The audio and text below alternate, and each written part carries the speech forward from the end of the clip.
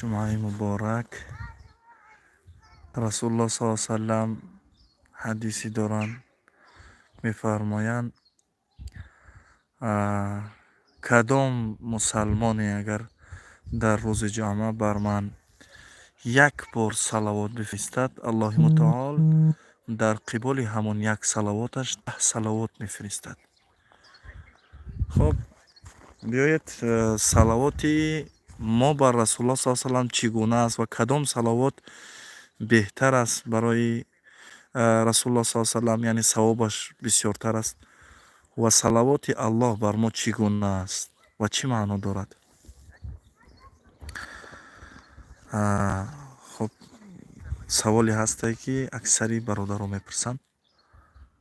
صلوات بهترین یعنی بر رسول الله صلی الله علیه و سلم فرستادن این صلواتی که ما در نماز میخونیم، یعنی اللهم صل علی محمد و علی آل محمد كما صليت على سيدنا إبراهيم وعلى آل سيدنا إبراهيم في العالمين إنك حميد مجيد وبارك على محمد وعلى آل محمد كما باركت على إبراهيم وعلى آل إبراهيم في العالمين إنك حميد مجيد. خب بعداً صلوات الله بر ما چگونه است، چی معنی دارد؟ الله متعال بر ما مثل که ما بر رسول الله صلی الله علیه و سلم صلوات میفرستیم اون طور صلوات نمیفرستد، بلکه صلوات الله بر ما یعنی رحمت الله بر ماست. 10 بار صلوات میفرستد، یعنی 10 مرتبه رحمت خود را بر ما پهن میکند به سبب صلوات رسول الله صلی الله علیه و سلم. و همچنان صلوات ملائک بر انسان یعنی طلب استغفار برای انسان است. یعنی ملائک برای مسلمان از الله متعال طلب استغفار میکند.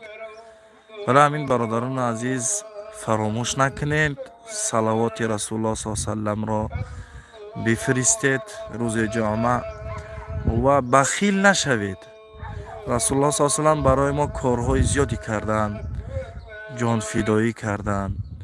یک صلوات فرستادن در حقش در روز جمعه این یعنی بسیار آسان است. برای این بخیلی نکنیم، بیاید یک جای بر رسول الله صلی الله علیه و سلم صلوات میفرستیم.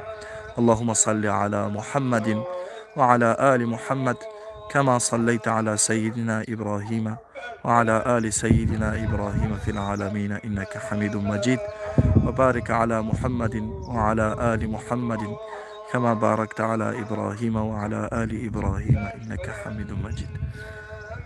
على الأقل 10 مرتبه صلوات بفرستید. الله متعال یار و مددگارتان باشد. السلام علیکم و رحمت الله و برکاته.